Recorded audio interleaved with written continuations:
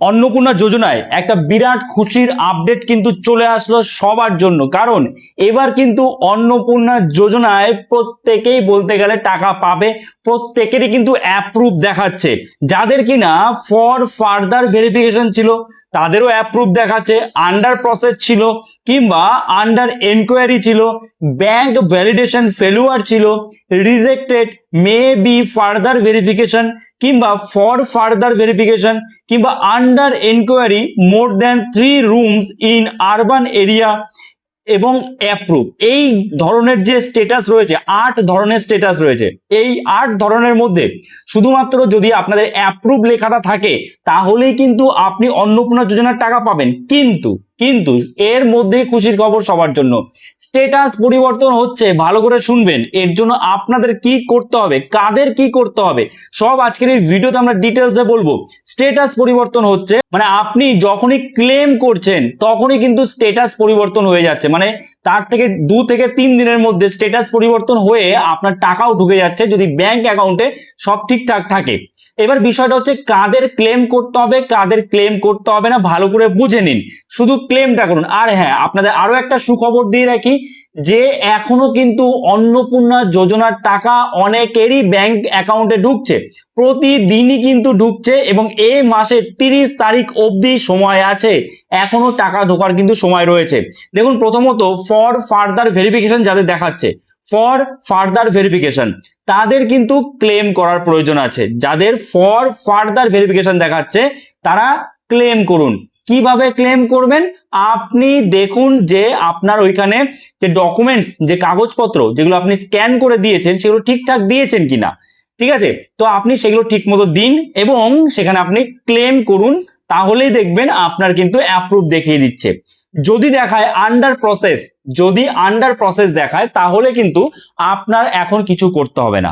Under process এর পরে যদি আপনার অন্য কোনো স্ট্যাটাস দেখায় অ্যাপ্রুভ ছাড়া, তাহলে সেই অনুযায়ী আপনাকে পদক্ষেপ নিতে হবে। কিন্তু যদি আন্ডার প্রসেস দেখায় তাহলে আপনাকে জাস্ট অপেক্ষা করতে হবে। যতক্ষণ না আন্ডার প্রসেস স্ট্যাটাসটা যাচ্ছে ততক্ষণ আপনাকে অপেক্ষা করতে হবে। ক্লিয়ার? আন্ডার প্রসেস থাকলে কিচ্ছু করতে হবে না, চুপ করে আপনাকে অপেক্ষা করতে হবে।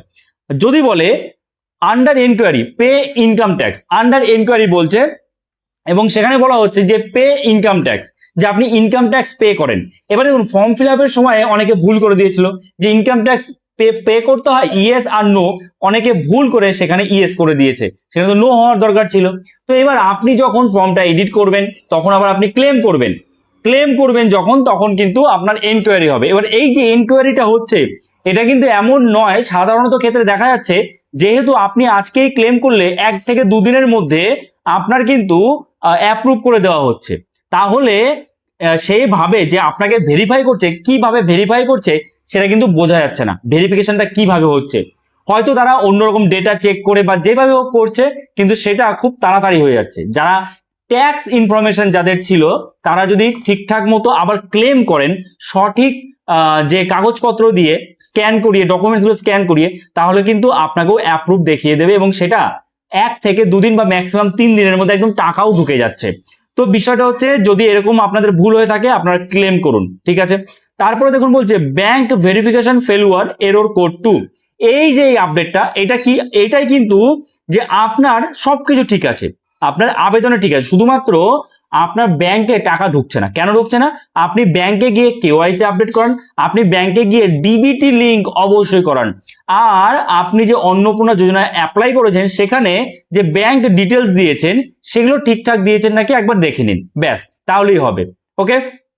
তারপরে বলছে rejected may be further verification, যাদের রিজেক্ট করে দিয়েছে এবং আবার বলছে মে বি ফার্দার ভেরিফিকেশন। এটার মানে তো বুঝতে পারছেন যে আপনাকে রিজেক্ট করে দিয়েছে মানে আপনি টাকা পাবেন না তা নয়, কিন্তু যদি আপনি এরপরে আবার ক্লেম করেন এবং আপনার আবার ভেরিফিকেশন হবে ঠিক মতো, তখন কিন্তু আপনাকে আবার অ্যাপ্রুভ করে দেওয়া হতে পারে। তাহলে রিজেক্ট করলেই যে টাকা পাবেন না এটা কিন্তু নয়, পরিষ্কার বলে দিচ্ছে আপনাদের স্ট্যাটাসে রিজেক্টেড কিন্তু মে বি ফার্দার ভেরিফিকেশন, কিন্তু পরবর্তীতে আপনি হয়তো অ্যাপ্রুভ হয়ে যেতে পারেন, সেটা তার জন্য আপনাকে ক্লেম করতে হবে। তাহলে রিজেক্টেড থাকলে আপনাকে ক্লেম করতে হবে।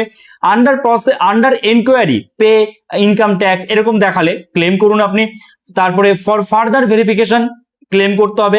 আন্ডার প্রসেস থাকলে চুপ করে বসে থাকতে হবে, অপেক্ষা করতে হবে আপনাকে।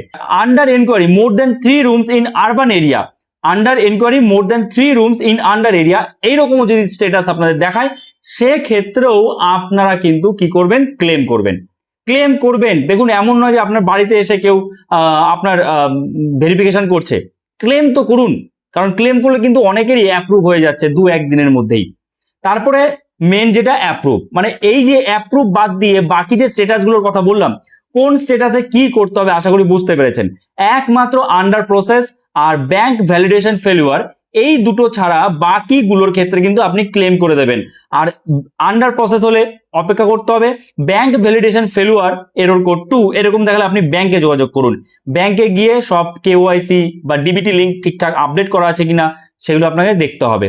কি বললাম বুঝতে পেরেছেন? আশা করছি বুঝতে পেরেছেন। এবং এখনো কিন্তু সময় আছে, 30 তারিখ অবধি ধরে রাখুন, এই আগস্ট মাসের 30 তারিখ অবধি কিন্তু টাকা দেবে। আবার পরের মাসে সেকেন্ড উইকে মানে 10 থেকে 15-16 তারিখের মধ্যে আপনার অন্নপূর্ণা যোজনার টাকা দিয়ে দেওয়া হবে। কি বললাম বুঝতে পেরেছেন? তো এই ছিল একটা আপডেট। যদি আপডেটটা আপনার জন্য হেল্পফুল হয়ে থাকে অবশ্যই একটা লাইক করে দেবেন, চ্যানেলে নতুন হয়ে থাকলে চ্যানেলটাকে সাবস্ক্রাইব করে আমাদের পাশে থাকবেন। তো চলুন দেখা হচ্ছে নতুন কোনো ভিডিওতে, সবাই ভালো থাকবেন।